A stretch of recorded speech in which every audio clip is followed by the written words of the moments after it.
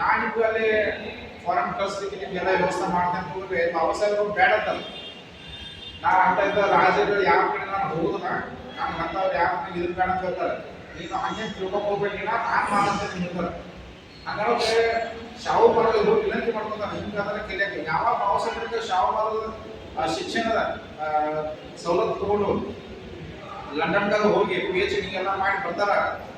ಸ್ವತಃ ಚಂದ್ರ ಶಾವು ಮಹಾರಾಜರು ಬಾಬಾ ಸಾಹೇಬ್ ಅಂಬೇಡ್ಕರ್ ಮನೆಗೆ ಹೋಗ್ತಾರೆ. ಎಷ್ಟು ದೊಡ್ಡ ಮಹಾರಾಜ. ಆಮೇಲೆ ಬಾಬಾ ಸಾಹೇಬ್ ಹೇಳ್ತಾರೆ, ಸರ್ ನೀವು ಹೇಳಿದ್ರೆ ನಾನು ನಿಮ್ಮ ಸಭಾಗೃಹದ ಬರ್ತೀನಿ, ನೀವ್ಯಾಕೆ ಬರಕ್ ಹೋದ್ರಿ ಅಂತ ಕಾಣ್ಲಾಕ್ ಹೋಗ್ತಾರ. ಇದ್ದಿಲ್ಲ ನಿನ್ನಂತ ಜ್ಞಾನಿಗಳಿಗೆ ನಾವು ನಮಸ್ಕಾರ ಮಾಡ್ಬೇಕು. ನಾನು ನಿಮ್ಮ ಜ್ಞಾನಕ್ಕೆ ನಮಸ್ಕಾರ ಮಾಡ್ತೇನೆ. ನೀವು ದೊಡ್ಡ ಮೇಧಾವಿದೆ, ನೀವು ಮುಂದೆ ದೊಡ್ಡ ಕೆಲಸ ಮಾಡೋದಕ್ಕೂ ಸ್ವತಃ ಚಂದ್ರ ಶಾವು ಮಾಡಿದವರು ಬಾಬಾ ಸಾಹೇಬ್ ಅಂಬೇಡ್ಕರ್ ಅವ್ರ ಮನೆಗೆ ಹೋಗ್ತಾರೆ. ಹಾಗೆ ಹೋಗಿ ಅಭಿನಂದನೆ ಸಲ್ಲಿಸ್ತಾರೆ. ಹೀಗಾಗಿ ಶಾವು ಮಹಾರಾಜರ ಬಗ್ಗೆ ಇಡೀ ಮಹಾರಾಷ್ಟ್ರದಾಗ ಎಲ್ಲರಿಗೂ ಬಹಳ ದೊಡ್ಡ ಅಭಿಮಾನ. ಅವರು ಶಿಕ್ಷಣಕ್ಕೆ ಹೆಚ್ಚು ಮಹತ್ವ ಕೊಟ್ಟಿದ್ದಾರೆ. ಮತ್ತೊಂದು ಭಾಳ ಇಂಪಾರ್ಟೆಂಟ್ ಘಟನೆ ಅಂತಂದ್ರೆ ಪುನಾದೊಳಗ ಛತ್ರಪತಿ ಶಿವಾಜಿ ಮಹಾರಾಜ ಅವರು ಮೂರ್ತಿ ನಿಲ್ಸಕ್ ಕೊಡೋದಿಲ್ಲ. ಅವರ ಇಡೀ ಜಗತ್ನಾಗ ಛತ್ರಪತಿ ಶಿವಾಜಿ ಮಹಾರಾಜ ಫಸ್ಟ್ ಮೂರ್ತಿ ಸುತ್ತ ಪುನಾದಾಗ. ಆ ಪುನಾದಾಗ ಮನುವಾದಿಗಳೆಲ್ಲ ವಿರೋಧ ಮಾಡ್ತಾರೆ. ಅವ ಆಡಳಿತ ಇವ್ರದ್ದು ಛತ್ರಪತಿ ಶಿವಾಜಿ ಮಹಾರಾಜರು ಆಡಳಿತ ಇರ್ತದೆ, ಇವರೇ ಮಹಾರಾಜ ಇರ್ತಾರೆ. ಇವ್ರ ಅಧ್ಯಕ್ಷತೆಯೊಳಗೆ ಮೀಟಿಂಗ್ ಆಗ್ತದೆ ಪುನಾದಾಗ. ಇಲ್ಲೇ ನಮ್ಮ ಛತ್ರಪತಿ ಶಿವಾಜಿ ಮಹಾರಾಜರ ಪುತ್ರಿ ಕೂಡಿಸ್ಕೊಂಡು ಅದಕ್ಕೆ ಹಂಗೆ ಮನುವಾದಿಗಳೆಲ್ಲ ವಿರೋಧ ಮಾಡೋದು ಯಾರಿಗೆ ಲೆಕ್ಕ ಮಾಡಂಗಿಲ್ಲ. ನೀವು ಯಾರು ಬರೋರು ಬರೀ ಬಿಡ್ರಿ. ಇಲ್ಲಿ ಛತ್ರಪತಿ ಶಿವಾಜಿ ಮಹಾರಾಜ ಮೂರ್ತಿ ನಿಲ್ಸೋ ಪಾಸ್ ಮಾಡಿ ಅದಕ್ಕೆ ಬೇಸಿಕ್ ಎಲ್ಲ ತಯಾರು ಮಾಡ್ತಾರೆ. ಜಮೀನು ಅದು ಕಮಿಟಿ ಮಾಡಿ ಎಲ್ಲ ಮಾಡ್ತಾರೆ. ಮಾಡಿ ಅದನ್ನ ಛತ್ರಪತಿ ಶಿವಾಜಿ ಮಹಾರಾಜ ಮೂರ್ತಿ ಕೂಡಿಸ್ಬೇಕಾದ್ರೆ ಎಷ್ಟು ದಿವಸ ಹತ್ತದ ಹೇಳಿ. ಒಬ್ಬ ರಾಜ ಮನಸ್ಸು ಮಾಡಿದ್ರೆ 1 ವರ್ಷ 6 ತಿಂಗಳು ಕೂಡಿಸ್ಬೋದು, 10 ವರ್ಷ ಇರ್ತದೆ. ಛತ್ರಪತಿ ಶಿವಾಜಿ ಮಹಾರಾಜ ಮೂರ್ತಿ ಕೂಡ್ಸಕ್ ವಿರೋಧ ಮಾಡಿದವ್ರ ಜನ 10 ವರ್ಷ ಟೈಮಿಂಗ್ ತಗೋತದ್ರಿ. ಆ ಮೂರ್ತಿ ಕೂಡ್ಸೋದೇವು ಪುನಾದಾಗ ಅವ್ರ ಮನೆ ಮುಂದೆ ಕರಿ ಕೂಡ್ಸೋದ್ರ ರಂಗೋಳಿ ಹಾಕ್ತಾರೆ, ಕರಿ ಬಾವುಟ ಹಚ್ತಾರೆ, ಕರಿ ಅರಿವು ಹಾಕೊಂಡು ತಿನ್ನಾಡ್ತಾರ ಮೂರ್ತಿ ಕೂಡ್ಸೋದ್ನಾಗ. ಅಷ್ಟ ಛತ್ರಪತಿ ಶಿವಾಜಿ ಮಹಾರಾಜ ಮೂರ್ತಿ ಕೂಡ್ಸೋಕೆ ವಿರೋಧ ಮಾಡಿದಾರೆ ಪುನಾದಾಗ. ಬಟ್ ಛತ್ರಪತಿ ಶಾಹು ಮಹಾರಾಜ ಅವ್ರ ಟೈಮ್ ಅಂತಾರ ಅದನ್ನ ಕೆಲಸ ಬಿಡಂಗಿಲ್ಲ ಮೂರ್ತಿ ಕೂಡ್ಸೋದು. ಅವ್ರು ತೀರ್ಕೊಂಡ ಮತ್ತೆ ರಾಜ ಮಹಾರಾಜ ಏನ್ ಬರ್ತಾರಲ್ಲ ರಾಜ ಅವರು ಛತ್ರಪತಿ ಅವ್ರು ಅದನ್ನು ಪೂರ್ತಿ ಮಾಡ್ತಾರೆ. ಹಿಂಗಾದ ಘಟನೆ. ಆಮೇಲೆ ಫಸ್ಟ್ ಟೈಮ್ ಇಡೀ ಭಾರತದಾಗ ಬಾಬಾ ಸಾಹೇಬ್ ಮೂರ್ತಿ ಇದ್ದಿದ್ದು ಕೊಲ್ಲಾಪುರದಾಗ.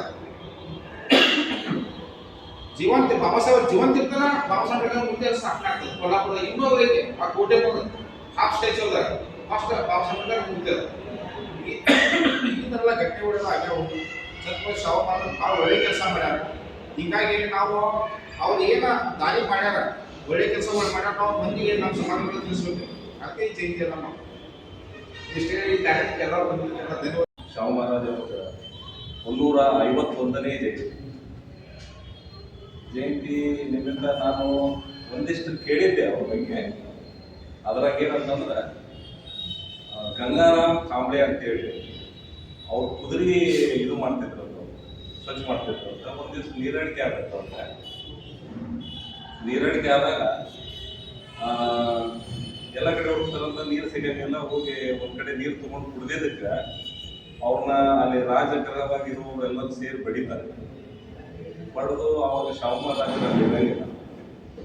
ನೆಕ್ಸ್ಟ್ ಡೇ ಶಾಹು ಮಹಾರಾಜರು ಬಂದು ಕೇಳ್ತಾರೆ, ಏನಿವಲ್ಲ ರಕ್ತ ಆಗ್ಯಾನಂತಂದ್ರೆ, ಇಲ್ರಿ ಹಿಂಗೆ ನೀರು ಮುಟ್ಟ್ಯಾರ ಬಡ್ದೀವಿ ಅಂತ ಹೇಳ್ತಾರೆ.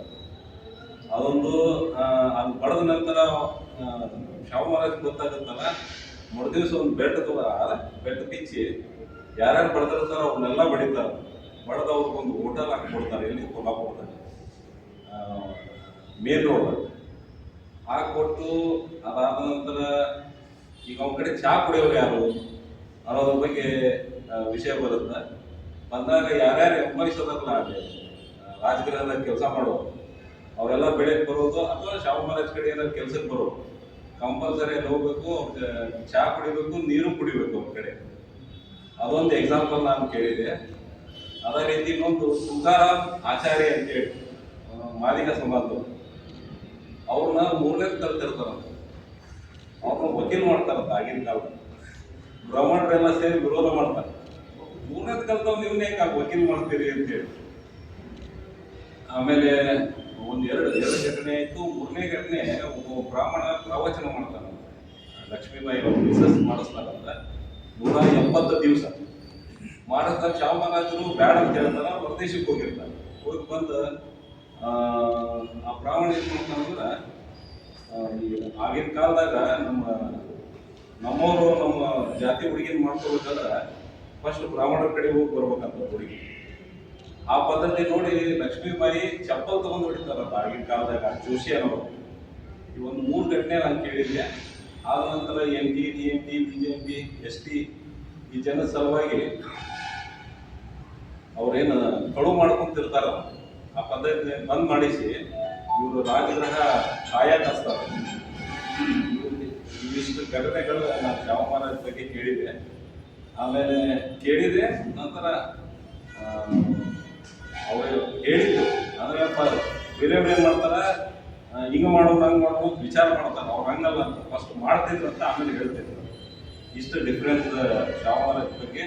ಎಲ್ಲರಿಗೂ ಶಾವಮಾನ ಜಯಂತಿ ಶುಭಾಶಯಗಳು.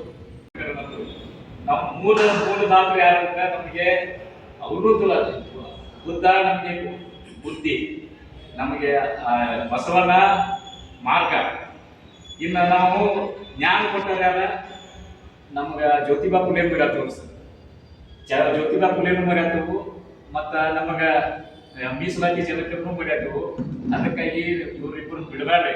ಬುದ್ಧ ಬಸವರ ಜೊತೆ ಜ್ಯೋತಿಬಾ ಫುಲೆ ಮತ್ತು ಶಾಹು ಮಹಾರಾಜರನ್ನ ಸ್ಮರಿಸ್ಬೇಕ. ನಾವು ಪ್ರತಿ ವಿಷಯದಾಗ ಸ್ಮರಿಸ್ಬೇಕ.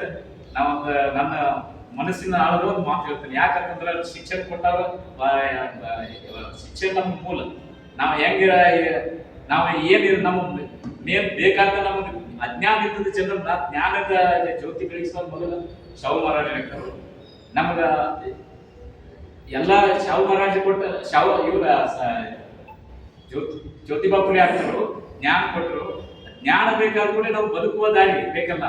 ನಮ್ಮ ಬದುಕುವ ದಾರಿ ಬೇಕಾದ್ರೆ ಮೀಸಲಾತಿ ಅಲ್ಲಿ ನಮ್ಮನ್ನ SC-ಗಳನ್ನ ನಮ್ಮ ಕೆಳಮಟ್ಟದವ್ರನ್ನ ರಾಜ ಮಹಾರಾಜರು ಒಳ್ಳೆ ತಿರುಗಿ ನೋಡ್ತಿರಕ್ಕಿಲ್ಲ. ನಮ್ಮ ಕಡೆ ಒಳ್ಳೆ ತಿರುಗಿ ನೋಡ್ತಿರಕ್ಕಿಲ್ಲ. ನಮ್ಗೆ ರೋಡ್ ಸರಿ ಇರ್ತಿರಕ್ಕಿಲ್ಲ. ನಮ್ಮ ಕಡೆ ಯಾವ ಕುಡಿಯೋ ನೀರಿನ ವ್ಯವಸ್ಥೆ ಇರ್ತಿರಕ್ಕಿಲ್ಲ. ಎಲ್ಲ ತರದಿಂದ ಆಸ್ತಿ ಇತ್ತು ನಮ್ಮ ಎಲ್ಲ ಜನಾಂಗ, ಕೆಳಮಟ್ಟದ ಜನಾಂಗ, ಹಿಂದುಳಿದವರೆಲ್ಲ. ಅದನ್ನ ನೋಡಲ್ಲ. ಅದನ್ನ ಶಾಹು ಮಹಾರಾಜರಿಗೆ ಬಹಳ ಮನಸ್ಸು ಇದಾಗ್ತಿತ್ತು. ಇವರು ನಮ್ಮ ಗತಿ ಮನುಷ್ಯ, ಇವ್ರು ನಮ್ಮ ಗತಿ ಮನುಷ್ಯರಲ್ಲ, ಇವರು ನಮ್ಮ ಗತಿ ಪ್ರಾಣಿಗಳಂತ ಬರ್ಕೋದ್ ಬೇಡ. ನನ್ನ ಒಂದು ಆಡಳಿತದಾಗ ಇವರು ಒಂದು ಮನುಷ್ಯತ್ವವನ್ನು ಕೊಡೋದು ಅಂತ ಹೇಳಿ ಎಲ್ಲ ರೋಡು ಮತ್ತೆ ನೀರಿಂದ ಎಲ್ಲ ವ್ಯವಸ್ಥೆ ಜೊತೆಗೆ ಮತ್ತೆ ಶಿಕ್ಷಣ, ಶಾಹು ಮಹಾರಾಜರ ಶಿಕ್ಷಣ ಜ್ಯೋತಿಬಾ ಫುಲೆ ಅವರು ಶಿಕ್ಷಣ ಕೊಟ್ಟಿದ್ರು. ಆ ಶಿಕ್ಷಣ ಸರಿಯಾಗಿ ಪೂರೈಕೆ ಆಗ್ತಿಲ್ಲ.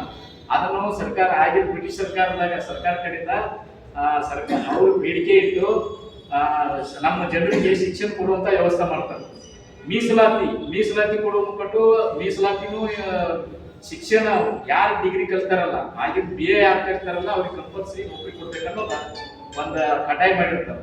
ಅವ್ರು ಎಷ್ಟೇ ಕಲೀಲಿ ಆದ್ರೆ ನೌಕರಿ ಕೊಡ್ಬೇಕಂತ ಇವ್ರು ಹೋರಾಟ ಮಾಡಿ ನೌಕರಿಗಳು ಕೊಡಿಸ್ತಾರೆ. ಇವಕ್ಕೆಲ್ಲ ಪ್ರತಿಯೊಂದು ವಿಷಯಕ್ಕೆಲ್ಲ ವಿರುದ್ಧವಾಗಿ ಬಂದಂತ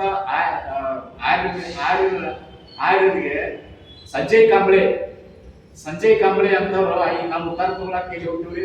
ದಿಶಾ